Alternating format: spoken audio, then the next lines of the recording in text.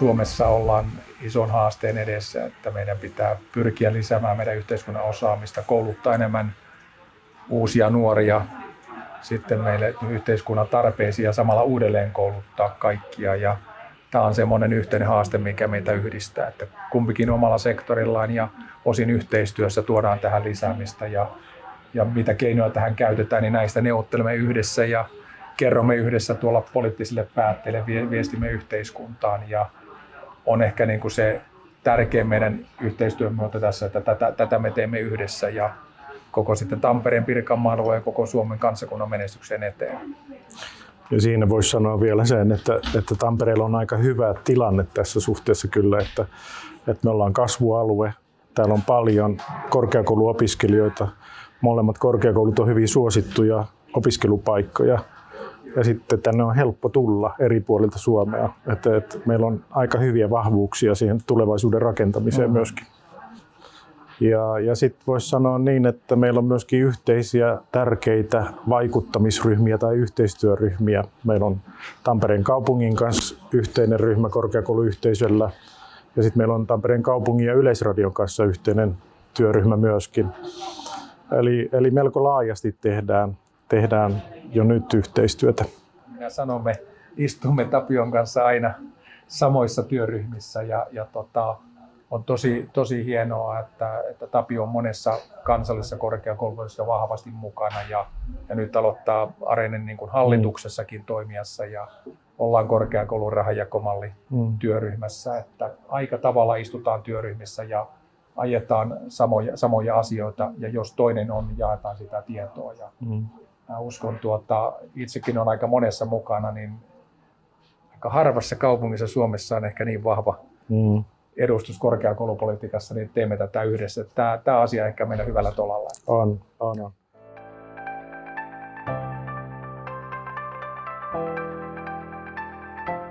Itse ajattelen koulutusta 3 näkökulmasta, että koulutuksen pitää olla laadukasta, sen pitää olla tehokasta ja sen pitää olla joustavaa. Ja kuinka näitä 3 voidaan yhdistää kokonaisuutena, niin ehkä semmoisella niin kuin pienellä kateudella katsotaan tuonne ammattikorkeakouluun, että kyllä meillä yliopistossa monessa asiassa on paljon juuri tällä sektorilla opittavaa. Meillä Tampereen yliopistossa alle 30% valmistuu siinä tavoitellussa 5 vuoden määräajassa ja me emme mitenkään halua niin kuin painostaa tai pakottaa opiskelijoita valmistumaan 5 vuoteen, mutta että kyllä meillä rehellisyyden nimissä on paljon kehitettävää siinä prosesseissa, ohjaamisessa, opintojen niin kuin sisällöllisessä laajuudessa kaikissa elementtejä, että me päästään lähemmäksi sitä tavoitetta. Ja kyllä tässä TAMKki onnistuu niin kuin selkeästi paremmin ja tehnyt ja tässä meillä on paljon opittavaa. Ja kyllä se on myös tähän yleiseen talouden niin kuin ylläpitoon myös, että niin kuin taloudellisesti ammattikorkeakoulu niin kuin on hyvin hallittu kokonaisuus. Että meillä niin kuin hyvä asia, että yliopistolla on paljon ulkopuolista rahoitusta, mutta toisaalta se niin kuin antaa suurta haastetta, että miten me voimme sitä taloutta niin kuin ennustaa ja hallinnoida kokonaisuutena, koska siellä on niin paljon yksittäisiä hankkeita. Mä sanoisin, että se on myöskin vuorovaikutteista, että myöskin meillä on opittavaa niin kuin yliopistosta, ja miten me osattaisiin tavallaan, niin kuin, jos ammattikorkeakoulun tehtävä on tuoda niin kuin tutkimustietoa siihen opetukseen myöskin, niin tässä meillä voisi olla parantamisen varaa myös. Mä ajattelen sillä tavalla, että semmoinen yhteenpelaaminen voisi toimia siinä suhteessa paremmin. Ehkä HAPS on yksi hyvä esimerkki siitä, koska meillä on työntekijöitä tässä HAPSissa sekä yliopistolta että ammattikorkeakoululta. Mutta ja ilman muuta sitten täytyy sanoa, että ammattikorkeakoulun rehtorina olen ylpeä siitä, että miten työelämäyhteytemme toimii, että ne on äärimmäisen hyvät. Ja siinä meillä olisi varmaan myöskin yhteistyön paikkaa, että miten sitä voitaisiin yhdessäkin viedä eteenpäin, koska meillä on yhteisiä haasteita, miten me saadaan kansainväliset opiskelijat harjoittelemaan ja miten me saadaan yritykset ymmärtämään vähän niin kuin sitä korkeakoulunkin arkea, niin kyllä siinä on yhteistä tekemistä.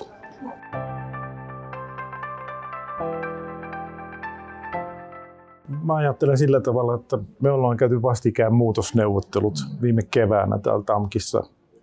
Ja sen muutosneuvottelun jälkeen me ollaan otettu hyvinvointi tärkeäksi johtotähdeksi. on se sitten opiskelijoiden hyvinvointia tai henkilöstön hyvinvointia, ne liittyy toisiinsa vahvasti myöskin. Meillä on motivoitunut, tavoitteeseen pyrkivä työyhteisö ja toisaalta kannustetaan myöskin opiskelijoita siihen valmistumiseen, niin silloin on aika hyvä tasapaino ja silloin ollaan niin kuin taloudellisesti varmalla pohjalla ja silloin se takaa aina sen, että se hyvinvointikin on paremmalla tolalla. Kyllähän se on noussut hyvinvointi tällä hetkellä ihan kärkiteemaksi kaikessa ja omana ajattelumaailmana visiolla on aina semmoinen käsite kuin osaava ja hyvinvoiva ihminen. Ja tämä pätee yliopistossa ja korkeakoulussa koko tähän yhteisöön sekä opiskelijoihin että henkilökuntaan. Ja tässä oikeastaan voisi lähteä kahdella niin kuin tavalla, että meillä on suuri huoli opiskelijoiden hyvinvoinnista tänä päivänä.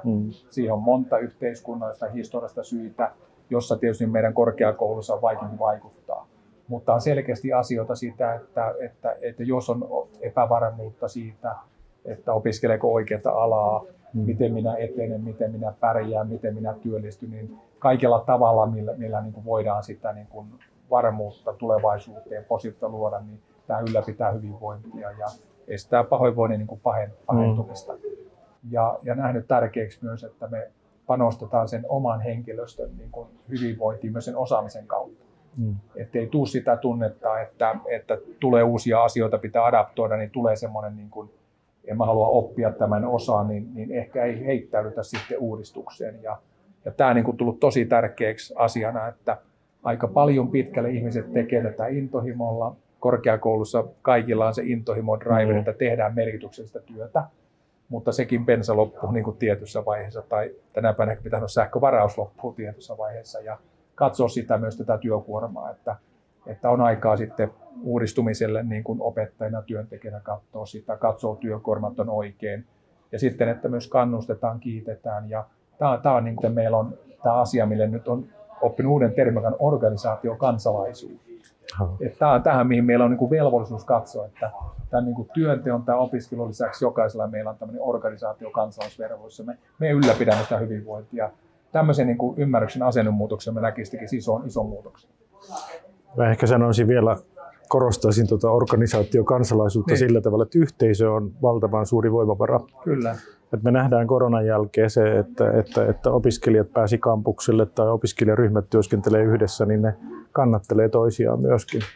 Ja sama kyllä täytyy sanoa, että henkilöstön osalta myös on hirvittävän tärkeää, että miten meillä keskinäinen työ sujuu, miten tiimin välit toimii ja miten me osataan tukea toisiamme, niin se ei ole pelkästään johtajien tehtävä, vaan se on tosiaankin kaikkien meidän tehtävä, niin yhteisö pystyy yllättävän paljon tekemään asioita. Mulle henkilökohtaisesti oli pysäyttävä yksi pienimuotoinen tutkimusyksikössä, jossa 80% opiskelijoista oli sitä mieltä, että he etenevät opinnoissaan hitaammin kuin kanssaopiskelijat. Ja tilastollisestihan se ei voi pitää paikkaansa. Ja tavallaan mun mielestä se avaa silmät, mitä pandemia ei läsnä on tehnyt, että jos siellä Teamsissa tai Zoomissa istuu, kokee, ettei ymmärrä, ei pääse reflektoimaan, niin se epävarmuus pääsee yksin kasvamaan. Niin se yksin juttu, että älä ole yksin, puhu jollekin, olisi opiskelijakaveri, vanhemmat tai sitten meidän ammattimainen apu, mutta että tulisi kulttuuri, jossa se on niin kuin rohkeuden osoitus sanoa sitä, että nyt on semmoinen juttu, että niin kuin tarvii apua, pitäisi jutella jotakin ja voitaisiko yhdessä jakaa tätä huolta, niin kyllä se, niin kuin se on se tärkeä neuvo. Mun tekisi mieli sanoa semmoinen, että meillä on aika hyvät tukipalvelut olemassa tällä hetkellä. Me ollaan luotu tämän koronan jälkimainingeissa aika hyvät tukipalvelut, missä on niin kuin meidän omaa henkilöstöä, mutta sitten on myöskin järjestöjä ja seurakuntaa ja YTHS ja terveysihmisiä muutenkin. Ja niin kuin ymmärtääkseni olemme aika hyvin myöskin markkinoineet nyt niitä ja tuolta meidän käytävältä, missä on kaikki opintopalvelut, niin löytyy tähänkin niin kuin ratkaisu. Eli rohkeasti kysymään ja rohkeasti hakemaan myöskin sitä apua. Joskus se on ihan pelkkä keskustelu. Joskus voi olla keskustelu vaan opinto-ohjaajan kanssa, mutta joskus voi tarvita vähän enemmänkin apua. Ja ne palvelut meillä on kyllä aika hyvällä tolalla tällä hetkellä.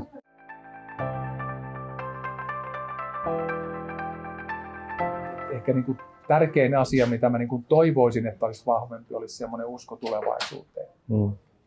Siis se on vähän niin kuin huolestuttavaa, että Suomessa ihan nyt viimeisen tutkimuksenkin mukaan on hieman pessimistimiä, että mikä se työkuva, miten tämä maailma pärjää. Niin jotenkin niin kuin olla tämä niin kuin ajatus, että minä teen tästä maailmasta paremman niin kuin paikan. Ja kyllä mä tunnistan tätä niin kuin semmoista ihanaa idealismia nuorissa, jotka niin ihanasti ajaa asioita, jotka joskus voi tuntua hupsulta, mutta että se tulee niin sydämestä ja niin kuin tunteen kautta. Ja tämä on mun mielestä se asia, että ihminen on valmis tekemään asioita, että tuntee, että haluaa tehdä, syntyy sydämestä. Niin kyllä mä tämän niin kuin on tunnistunut aina nuorissa ja tunnistan tosi vahvana tänä päivänä. Ja se on se, mikä kannattaa. Intohimo ja usko tulevaisuuteen ja usko omiin kykyihin vaikuttaa. Mä ainakin haluan henkilökohtaisesti uskoa, että aina seuraava sukupolvi tekee tästä maailmasta paremman. Ja se on vähän niin kuin rehtorin veressä oltava tämä myöskin, että uskoo siihen, että aina niin kuin nuoret tekee maailmasta paremman. Sitä, mitä me ei ehditty, niin siitä jatketaan.